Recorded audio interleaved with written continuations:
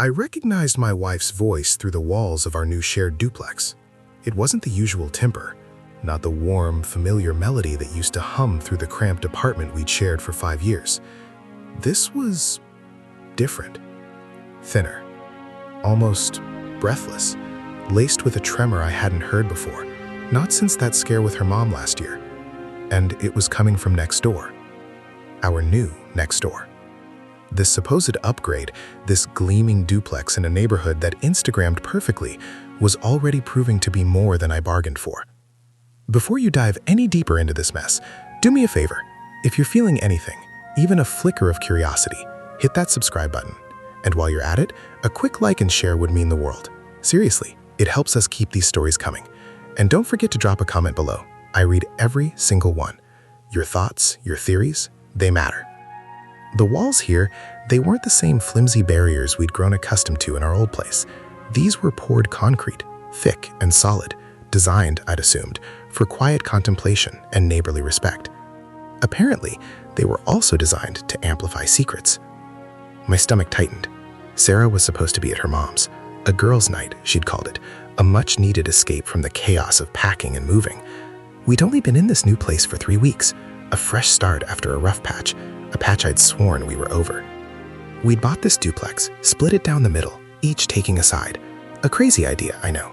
Her parents were upstairs, a permanent fixture now, and we were downstairs. Separate entrances, separate lives under one roof, a supposed win-win. More space, more independence, less friction. That was the pitch. But even as I stood there, a half-empty beer bottle sweating in my hand, the architect of my own burgeoning dread, I knew it was a gamble, and it felt like we were losing. I just finished unpacking the last of the kitchen boxes, a futile attempt to impose order on the domestic equivalent of a hurricane. The clatter and bang of tape being ripped, the dull thud of cardboard against laminate, it had been my soundtrack for days. Now, silence. A thick, heavy silence that was suddenly, jarringly, punctuated by Sarah's voice. It was muffled, yes, but distinct. And the tone? It was the tone of someone trying to be heard over something else, something significant. My mind, a battlefield of what-ifs and why-nots, started to churn. Who was she talking to? Her mom? But her mom's voice was booming, a foghorn of maternal concern. This was different, soft, urgent. And then I heard it, a lower voice, male, deep. Not the gruff, familiar tones of my father-in-law. This was smoother, more intimate. My grip tightened on the bottle, the condensation leaving a cold, damp ring on the hardwood floor. I remember thinking with a sickening lurch about the open window in our bedroom. It faced the side yard, the small patch of lawn that separated our side of the duplex from the neighboring property. Not her side, but the sound it carried. The concrete walls, designed for soundproofing, seemed to have a perverse sense of humor, allowing certain frequencies to bleed through, particularly if they were amplified. I took a hesitant step towards the living room, the beer bottle now feeling less like a comfort and more like a weapon, or perhaps a shield. My heart hammered a frantic rhythm against my ribs, a frantic drum solo against the encroaching silence. I strained to hear, my ears practically plastered to the wall separating our unit from the other half of the duplex. It was her, all right, Sarah, but what was she saying?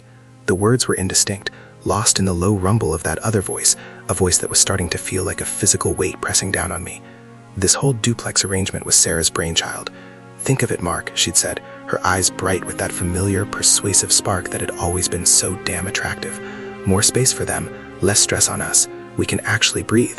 And the money we save on rent for their old place, we can put it towards the mortgage. It's a win-win. I'd been skeptical, of course. The idea of her parents, bless their hearts, living practically on top of us was a lot. My own parents were 3 states away, a comfortable distance that allowed for visits without a constant simmering pressure. But Sarah was close to her mom. After my dad passed and her mom's husband had moved on, she'd felt this overwhelming need to be closer, to offer support. I'd caved. I always caved when it came to Sarah. Her happiness, her peace of mind, it mattered to me more than I could articulate, or at least it used to. The problem wasn't just the proximity, it was the underlying tension.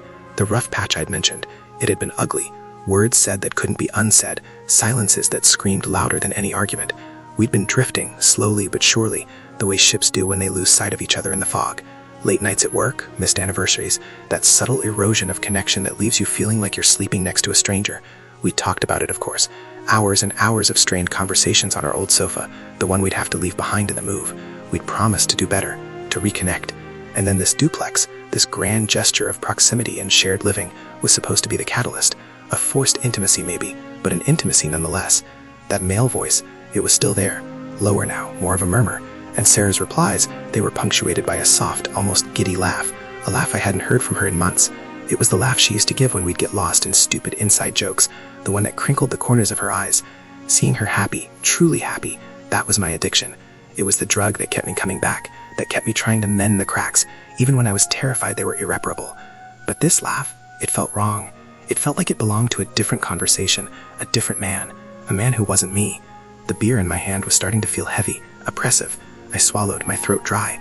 My gaze drifted to the small framed photo on the mantelpiece. Sarah and me, younger, happier, on our wedding day. The promise in her eyes then felt like a distant echo. I started walking, my footsteps unnaturally loud on the polished wood floors. I moved towards the shared hallway, the neutral territory that connected our two lives. The door to their side, their other side, was a few feet away. It was painted a cheerful robin's egg blue, a color Sarah had picked to brighten things up. Now it just looked mocking. I could hear them more clearly now. They were closer to the shared wall, her voice laced with a playful lilt. "Seriously, you're gonna make me blush," she said, followed by that light, tinkling laugh. My jaw clenched. Blush? My wife was blushing next door, and I was standing in the hallway, a ghost in my own home. The man's voice responded, something low and indistinct, but the tone was appreciative. There was a pause, then Sarah's voice again, softer, more intimate. "You always know what to say." And then a small sound, a click, like a door closing softly. My breath hitched. A door? Which door? Their front door? Or something else? My mind, already a minefield of suspicion, detonated. The open window. The side yard? A different entrance. My thoughts, like rogue waves, crashed against each other, each more terrifying than the last. Who was this guy? What was he saying to her? And why was she hiding it from me? From us? I leaned my forehead against the cool blue paint of the door, the absurdity of the situation washing over me. I was Mark, her husband. We'd bought this duplex together. We were supposed to be a team, building a future. And here I was, a spy in my own life, eavesdropping on my wife. The silence from next door was absolute now, a void that swallowed all sound, all hope. I imagined Sarah, her face flushed, her eyes sparkling, looking up at this man, whoever he was, and feeling something she clearly wasn't feeling with me anymore. The guilt. It was a familiar phantom, a lingering consequence of our recent struggles. Had I pushed her away? Had I been so consumed by my own anxieties that I'd made myself invisible? A cold dread began to seep into my bones. This wasn't just a momentary lapse in judgment, a casual conversation. The tone, the intimacy, the laughter, it all pointed to something deeper, something that had been brewing in the shadows while I was busy trying to patch up the visible cracks. I thought of her mom, upstairs, oblivious. My own parents, miles away, their well-meaning advice now sounding hollow. This duplex, this symbol of our shared life, was becoming a cage, and I was trapped on one side, listening to the sounds of my own undoing from the other. My hand trembled as I reached for my phone. Who could I call? My best friend, Dave? What would I say? "Hey man, I think my wife is cheating on me with our neighbor?" The words felt clumsy, pathetic. Sarah's mom? Absolutely not. She'd either blame me or unleash a torrent of unsolicited advice. The realization hit me with the force of a physical blow. I was alone in this, utterly and completely alone. The weight of it was crushing. The sounds from next door had stopped entirely, leaving me in a terrifying vacuum. I felt a primal urge to bang on the door, to demand answers, to shatter the fragile piece that had been so carefully constructed. But what if I did? What if I knocked and she opened the door and he was standing right behind her, their intimacy hanging in the air like a tangible thing? I pictured her smile, that radiant smile that had once been my son, now possibly directed at someone else. The anger was a slow burn, starting in my gut and radiating outwards. Anger at her for the betrayal, anger at myself for letting it get this far, anger at this damn duplex, this monument to our shared delusion. The air in the hallway felt thick, suffocating. I could almost taste the bitterness of unspoken truths. I took a deep, shaky breath, trying to anchor myself. But the silence from next door was more unsettling than the noise. It was the silence of a chapter closing, or perhaps a new, terrifying one beginning. I needed to know. I had to know.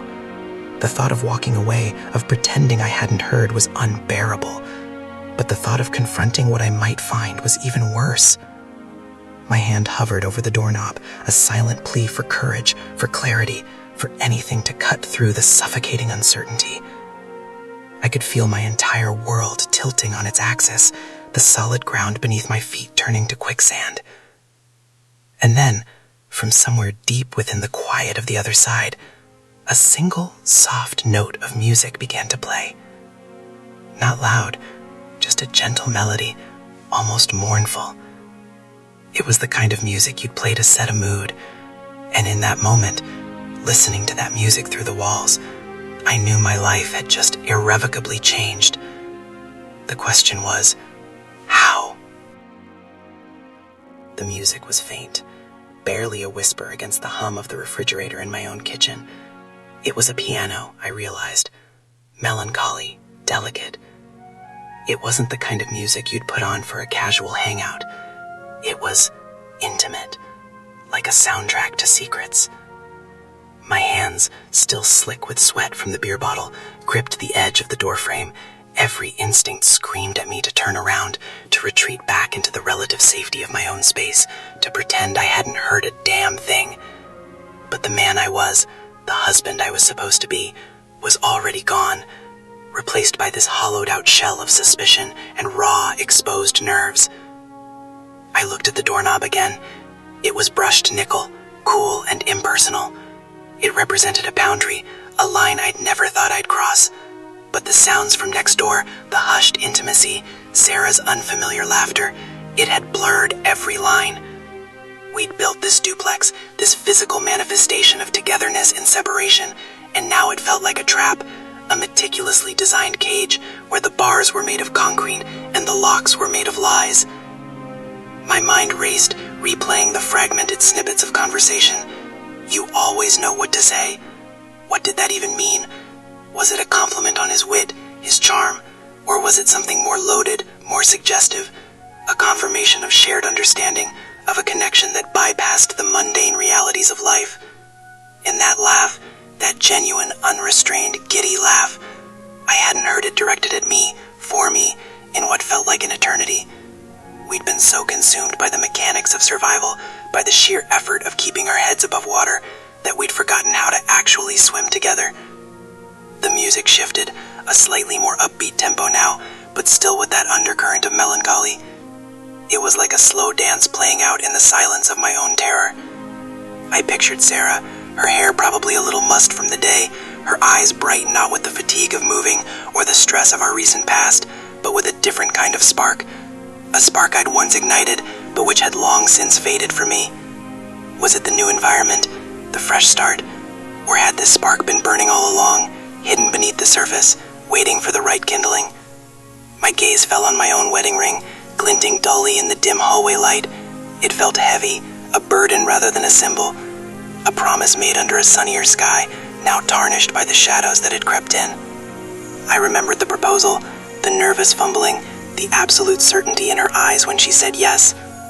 We were supposed to be a team, a solid unit, not two halves of a divided house, whispering secrets through walls. I took another step, my hand reaching out, fingers brushing against the cool metal of the doorknob. My breath caught in my throat. What if she opened the door and he was there?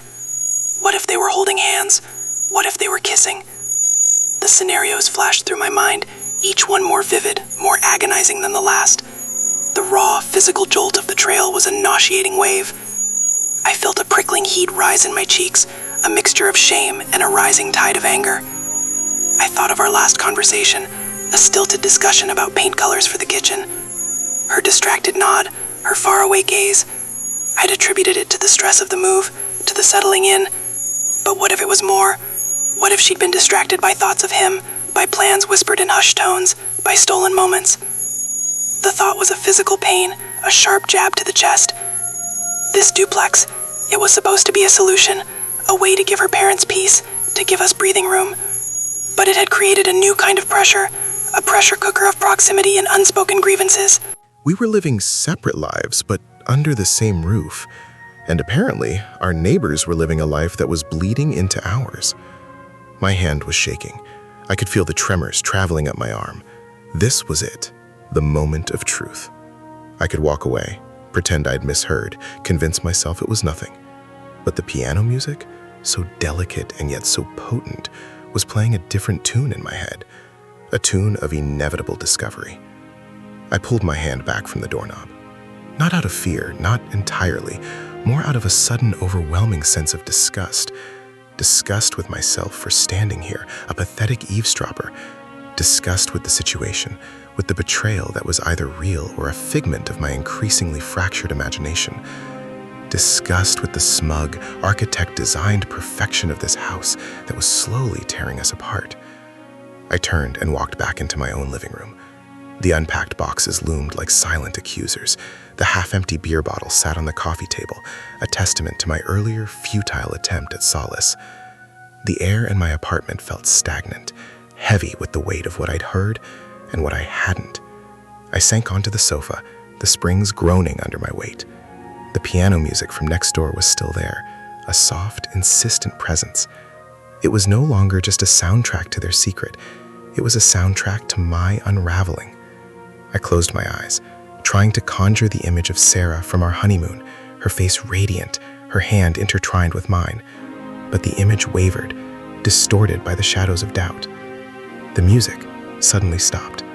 The silence that followed was deafening. It wasn't a peaceful silence. It was a pregnant silence, a pause before the next act. My eyes snapped open. What was happening now? Had they finished their clandestine rendezvous? Were they moving on to the next stage of whatever this was? I sat there, rigid, listening, waiting, my ears strained, picking up the faintest sounds, the creak of floorboards, a muffled cough. Then, a soft thud.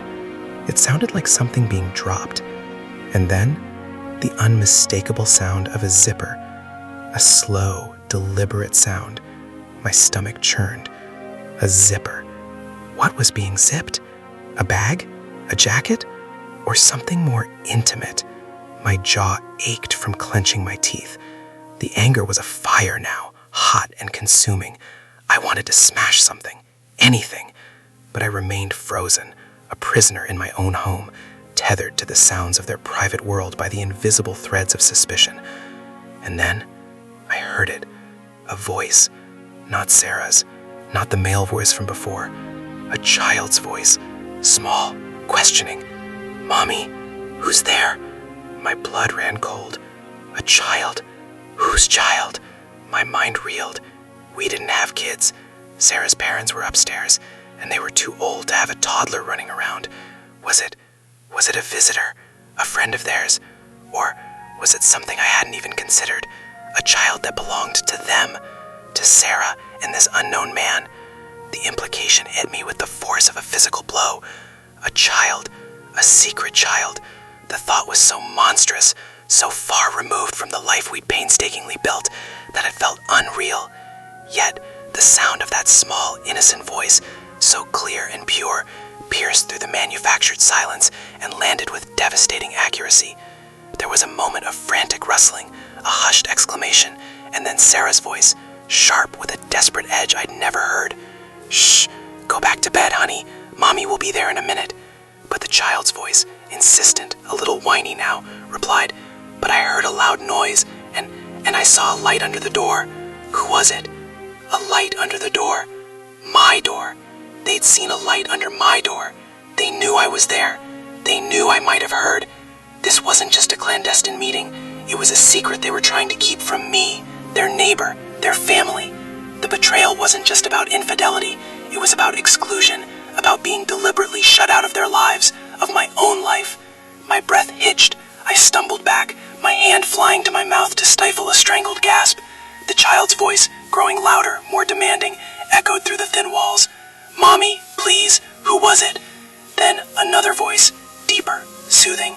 It's okay, sweetie, just a delivery man. Go back to sleep. A delivery man in the middle of the night with a child awake and asking questions. The lie was so transparent, so clumsy, that it was almost insulting, and the fact that Sarah hadn't immediately corrected it, hadn't immediately called out a reassurance to her child. I felt a wave of nausea wash over me. The anger was still there, a molten core, but it was now laced with a profound, suffocating confusion. A child, a secret child, a story about a delivery man. This was no longer about a simple affair. This was something far more complex, far more terrifying. My eyes scanned the room, landing on the framed photo of us from our wedding day. The smiling faces, so full of promise, now seemed like a cruel mockery. We were supposed to be starting our life together, building a future, but it felt like she'd been building a parallel one, a secret life, all along. The hushed voices from next door continued, urgent whispers punctuated by the occasional soft cry of the child. They were trying to manage the situation, to contain the damage, but the damage was already done. The carefully constructed facade of our peaceful coexistence had been shattered. I stood there, rooted to the spot, the sound of my own ragged breathing filling the sudden void. The implications of a child, a secret child, were too immense to process. It changed everything. The nature of Sarah's secret, the depth of her deception, the very foundation of our shared reality. This wasn't just about me and Sarah anymore. This involved a child who was being lied to, shielded from the truth, just as I was. I looked at the door to their apartment again. That robin's egg blue now seemed sinister, a painted veneer over a festering secret. The music had stopped, the whispers were fading, but the echo of that child's innocent question, who was it, reverberated in the silence, and the unsettling calmness of the man's response, "It's okay, sweetie, just a delivery man," felt like a chilling confirmation that this wasn't an accident. This was planned, this was hidden, and I was on the outside, looking in, with a hole in my gut, and 1,000 unanswered questions swirling in the ruins of my life. I had to know. I had to find out what was really going on next door, and what it meant for me. The thought of Sarah, of this child, of this stranger, sent a jolt of pure adrenaline through me. I couldn't just sit here anymore. Not now. Not after hearing that child's voice. The next step, whatever it was, had to be taken.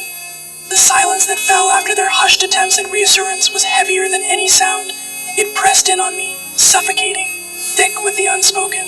I imagined them in there, Sarah and this other man, frantically tidying up their clandestine encounter, a frantic scramble to erase the evidence of their transgression before the innocent witness, their child, could piece together the fractured narrative.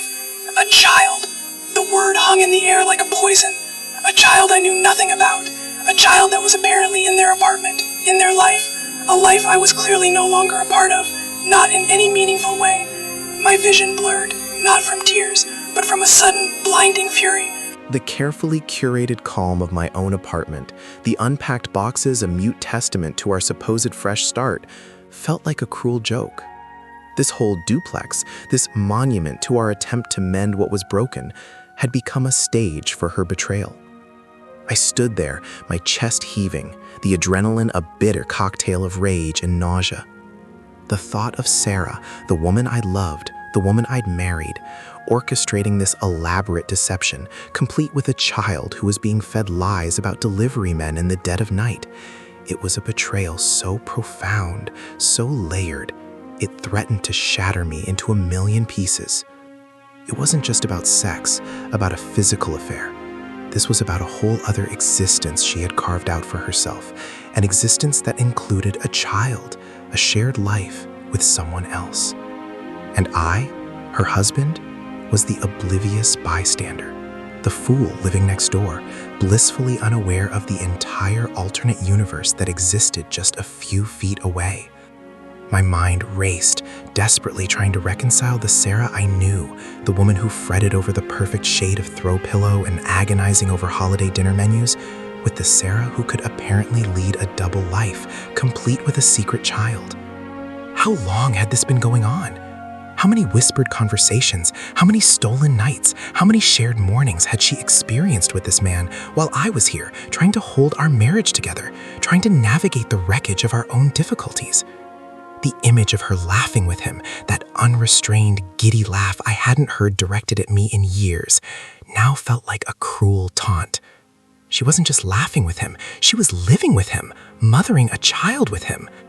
The child's voice, so innocent, so oblivious to the seismic shift it had inadvertently triggered, was seared into my brain. Mommy? Who's there? It was the question of a child seeking comfort, seeking clarity, and Sarah's response, the hurried shushing, the clumsy lie, was the answer that would haunt me forever. She had chosen to protect her secret, her other life, over the truth. And in doing so, she had effectively erased me. I took a step towards the door, my hand instinctively reaching for my keys. I couldn't stay here. I couldn't breathe the same air, listen to the echoes of their lies, and pretend everything was normal. I needed to be somewhere, anywhere else. But as my fingers brushed against the cold metal of my keychain, another thought, sharp and agonizing, pierced through the fog of my rage. That child. What about that child? Was I just going to abandon them? Just walk away from a situation that involved a child? A child who is now, by extension, connected to me, to our tangled lives? The thought was a fresh stab of guilt. I was supposed to be a good man. I was supposed to be a decent person. But what was decent in this situation? I spun around, my eyes landed on the framed wedding photo on the mantelpiece. The Sarah in the picture, her eyes sparkling, her hand resting on my arm, was a stranger, a ghost of a person I thought I knew.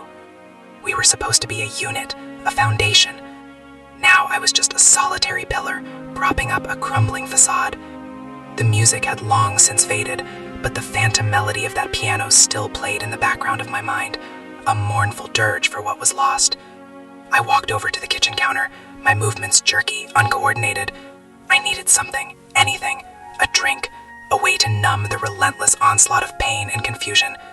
I opened the refrigerator, the fluorescent light casting a harsh glare on the half-empty milk carton, the wilting lettuce. Mundane details that felt impossibly distant from the seismic event that had just unfolded next door. I grabbed a bottle of water, the cold plastic a grounding sensation in my trembling hand.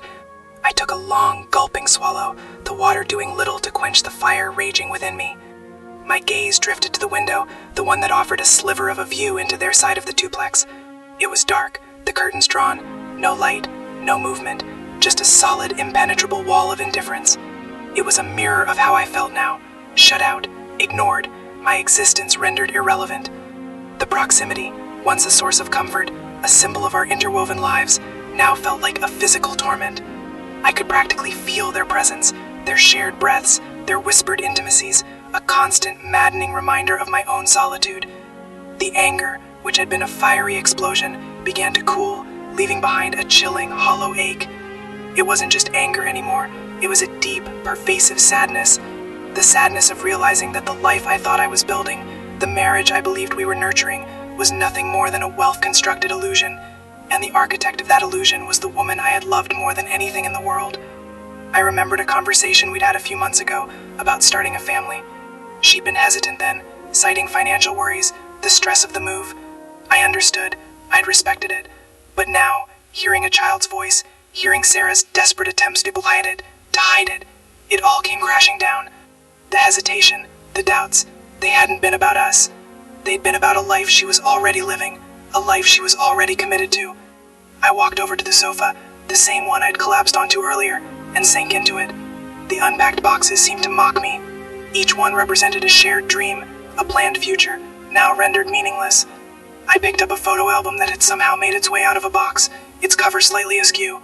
I flipped it open, my fingers tracing the faded images of vacations, of holidays, of everyday moments that had once felt so precious. There was Sarah, laughing, her arm around me. There we were, on a beach, the sun setting behind us. The joy in those pictures was palpable, but now it felt like looking at a collection of carefully staged lies. Every smile, every embrace, every shared glance was tainted with the knowledge of what was happening behind the scenes. The weight of it all was crushing. The betrayal was a physical entity, a heavy cloak draped around my shoulders, pressing down, stealing my breath. I closed my eyes, trying to find some semblance of peace, some way to escape the relentless churn of my thoughts. But there was no escape, not from this. A sudden thought, sharp and urgent, jolted me awake. The child. If there was a child, there had to be a father. A man who was apparently in Sarah's apartment, in her life, at this very moment. And I was here, impotent, paralyzed by the enormity of the discovery. What was I supposed to do? Confront them? Call the police? The rational part of my brain screamed at me to gather more information, to try and understand the full scope of this disaster. But my emotions, raw and primal, were pulling me in 1,000 different directions. I stood up, my legs feeling unsteady, like I was walking on stilts. I walked over to the front door, my hand hovering over the doorknob.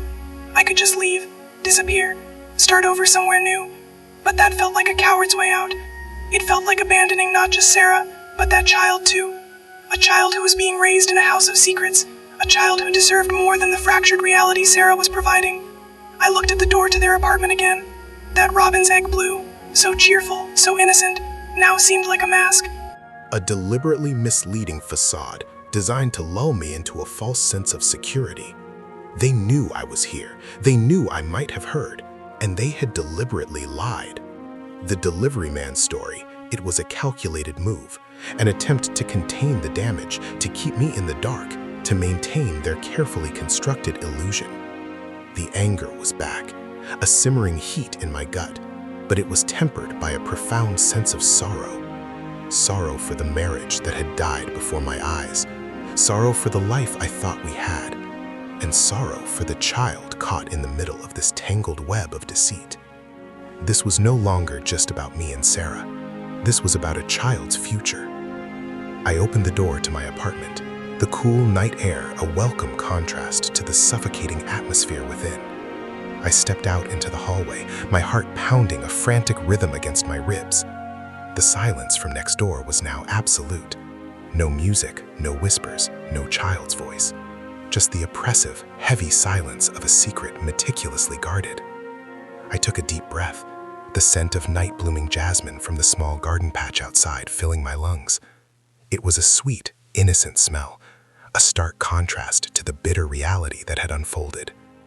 I looked at the door again, its painted surface smooth and unyielding.